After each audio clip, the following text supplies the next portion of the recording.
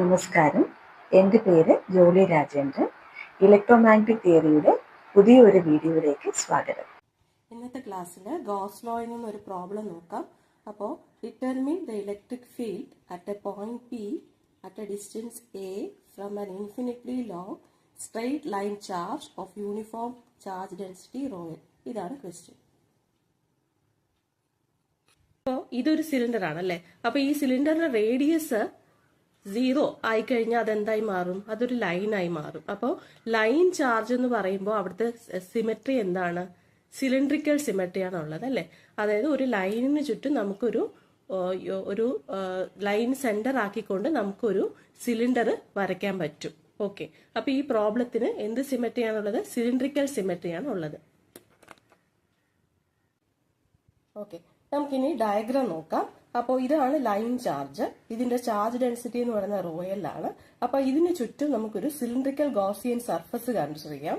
അപ്പോൾ ആ cylindrical Gaussian surface ഏത് പോയിന്റിലാണോ നമുക്ക് ഇലക്ട്രിക് ഫീൽഡ് കണ്ടുപിടിക്കേണ്ടത് ആ പോയിന്റിൽ കൂടി പാസ് ചെയ്യുന്ന രീതിയിൽ വേണം നമ്മൾ വരയ്ക്കാൻ. ഓക്കെ, അപ്പോൾ ഇത് അറ്റ് എ ഡിസ്റ്റൻസ് എ എന്നാണ് പറഞ്ഞിരിക്കുന്നത് അല്ലേ. അപ്പൊ സിലിണ്ട്രിക്കൽ ഗോസിയൻ സർഫസിന്റെ റേഡിയസ് എത്ര ആയേ പറ്റൂ? എ ആയേ പറ്റൂ. ഓക്കെ, ഇനി നമ്മളിത് തുടക്കത്തിൽ ഇതൊരു ലെങ്ത് എൽ ആണെന്ന് നമ്മൾ വിചാരിക്കുകയാണ്. ഓക്കെ, അപ്പോൾ ഇനി ഇതാണ് യൂണിഫോം ലൈൻ ചാർജ്. അപ്പോൾ ഇതിൽ നിന്നും എങ്ങനെയായിരിക്കും, ഇത് പോസിറ്റീവ് ചാർജ് ആണെങ്കിൽ എങ്ങനെയായിരിക്കും ഫീൽഡ് ലൈൻസ് എമർജ് ചെയ്യുക? ഫീൽഡ് ലൈൻസ് എന്തായിരിക്കും? ഗോസിയൻ സർഫസിന് നോർമൽ ആയിട്ട് ഈ ഡയറക്ഷനിലായിരിക്കും ഫീൽഡ് ലൈൻസ് വരിക അല്ലെ. ഇവിടെ ഇലക്ട്രിക് ഫീൽഡ് എന്ന് പറയുന്നത് സിലിണ്ടറിന് ഔട്ട്വേർഡ് ആയിട്ട് സിലിണ്ടറിന് പെർപെൻഡിക്കുലർ ആയിട്ടാണ് എമർജ് ചെയ്യുന്നത്. അപ്പോൾ ആ യൂണിറ്റ് വെക്ടർ ഏതാണ്? സിലിണ്ടറിന് പെർപെൻഡിക്കുലർ ആയിട്ട് എമർജ് ചെയ്യുന്ന യൂണിറ്റ് വെക്ടർ എന്ന് പറയുന്നത് എ റോ ആണ് അല്ലെ.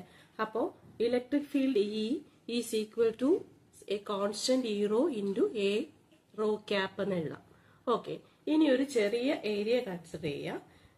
ഡി എസ് റോ എന്ന് പറയുന്ന ഏരിയയാണ്. അപ്പോൾ this is an area having normal along a rho direction. അപ്പോൾ അതെന്താണെന്ന് നമ്മൾ പഠിച്ചു. That is equal to a D rho D Z a rho cap. Okay, അപ്പോൾ ഇലക്ട്രിക് ഫീൽഡിന്റെ എക്സ്പ്രഷനായി, ഏരിയയുടെ എക്സ്പ്രഷനായി. ഇനി ഇത് രണ്ടും ഏരിയ വെക്ടറാണ്, ഇലക്ട്രിക് ഫീൽഡ് വെക്ടറാണ്. ഇതിന്റെ രണ്ടിന്റെയും കൂടി ഡോട്ട് പ്രോഡക്റ്റ് എടുക്കുന്നു. അപ്പോൾ arrow cap into arrow cap എന്ന് പറയുന്നത് 1 ആയിരിക്കും. ബാക്കി കോൺസ്റ്റൻസ് എല്ലാം ഇങ്ങനെ എഴുതി.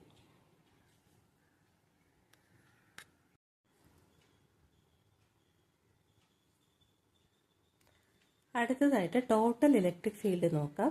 ടോട്ടൽ ഇലക്ട്രിക് ഫീൽഡ് കണ്ടുപിടിക്കാനായിട്ട് ആദ്യം ഇലക്ട്രിക് ഫീൽഡ് കാരണമുള്ള ഫ്ലക്സ് കണ്ടുപിടിക്കണം. അതായത് closed surface integral E dot D S കണ്ടുപിടിക്കണം. അപ്പോൾ ഇതൊരു സിലിണ്ട്രിക്കൽ ഗോസിയൻ സർഫസ് ആണ് അല്ലേ. അപ്പോൾ ഇതിനകത്ത് ടോപ്പ് സർഫസ് ഉണ്ട്, ബോട്ടം സർഫസ് ഉണ്ട്, പിന്നെ ഒരു കർവ്ഡ് സർഫസ് ഉണ്ട്. അപ്പം ബോട്ടം സർഫസിന്റെ ഏരിയ നോർമൽ വരികയാണെങ്കിൽ it is outward to the cylinder, അല്ലെങ്കിൽ ഇങ്ങനെ വരും ഇല്ലേ. അപ്പം ഈ ഏരിയ നോർമലും ഈ ഇലക്ട്രിക് ഫീൽഡ് വെക്ടറും മ്യൂച്വലി പെർപെൻഡിക്കുലർ ആണ്. അതുകൊണ്ട് തന്നെ അതിന്റെ ഡോട്ട് പ്രോഡക്റ്റ് 0 ആയിപ്പോഴും. അതുപോലെ തന്നെയാണ് ടോപ്പ് സർഫസിന്റെ കേസ്. ഓക്കെ, അപ്പോൾ നമുക്ക് ഫ്ലക്സിന്റെ കോൺട്രിബ്യൂഷൻ വരുന്നത് ആകെ കർവ്ഡ് സർഫസിൽ മാത്രമേ ഉള്ളൂ. ഓക്കെ, അപ്പോൾ അത് കണ്ടുപിടിക്കാൻ വേണ്ടി ആദ്യം എന്തായത് ഇ ഡോട്ട് ഡി എസ് നമ്മൾ നേരത്തെ കണ്ടുപിടിച്ചിട്ടുണ്ടായിരുന്നു. അതിങ്ങോട്ട് എഴുതി. എന്നിട്ട് ലിമിറ്റ് അപ്ലൈ ചെയ്യാണ്. ഫൈ എവിടെ തൊട്ട് എവിടെ വരെ വേരി ചെയ്യും? ഒരു സിലിണ്ടറിനെ സംബന്ധിച്ചിടത്തോളം ഫൈ വേരി ചെയ്യുന്നത് 0 to 2π ആണ്. അപ്പോൾ ആ ലിമിറ്റ് ഇട്ടു. ഇനി ഇസഡ് എന്ന് പറയുന്നത് it is varying from 0 to L അല്ലെ. അപ്പോൾ അത് ഇവിടെ എഴുതി. Limit Z is equal to 0 to L. ഇനി ഇത് ഇന്റഗ്രേറ്റ് ചെയ്യാണ്. ഇന്റഗ്രേറ്റ് ചെയ്യുമ്പോഴത്തേക്കും കോൺസ്റ്റൻസ് ആയിട്ടുള്ള ഇ റോ എ ഇത് രണ്ടും നമുക്ക് പുറത്തെടുക്കാം. ഡി ഫൈന്റെ ഇന്റഗ്രൽ എന്ന് പറയുന്നത് 5 ആണ്. ഡി ഇസഡിന്റെ ഇന്റഗ്രൽ എന്ന് പറയുന്നത് 2π ആണ്. ഓക്കെ, ഇനി ലിമിറ്റ്സ് അപ്ലൈ ചെയ്ത് കഴിയുമ്പോഴത്തേക്കും നമുക്ക് ഇങ്ങനെ കിട്ടും. അതായത് ഇ റോ എ 2π L എന്ന് കിട്ടും. അപ്പോൾ close surface E dot D S ആയി. ഇനി നമുക്ക് ലെഫ്റ്റ് ഹാൻഡ് സൈഡ് ആയി. ഇനി നമുക്ക് റൈറ്റ് ഹാൻഡ് സൈഡ് നോക്കാം. അപ്പോൾ ലെഫ്റ്റ് ഹാൻഡ് സൈഡ് ഞാനിവിടെ എഴുതി. Close surface integral E dot D S is equal to E rho A 2π L. ഇത് ഇക്വേഷൻ നമ്പർ 3 നമുക്ക് വിളിക്കാം. ഇനി ചാർജ് എൻക്ലോസ്ഡ് കണ്ടുപിടിക്കണം. ചാർജ് എൻക്ലോസ്ഡ് എന്ന് പറയുന്നത് ഇതൊരു ലൈൻ ചാർജ് ആണ് അല്ലേ. അതിന്റെ charge density, line charge density നമുക്ക് തന്നിട്ടുണ്ട്. എന്താണത്? റോയൽ ആണ്. അപ്പോൾ ചാർജ് ഡെൻസിറ്റിയെ ലെങ്ത് കൊണ്ട് മൾട്ടിപ്ലൈ ചെയ്ത് കഴിഞ്ഞാൽ നമുക്ക് എന്ത് കിട്ടും? ടോട്ടൽ ചാർജ് കിട്ടില്ലേ?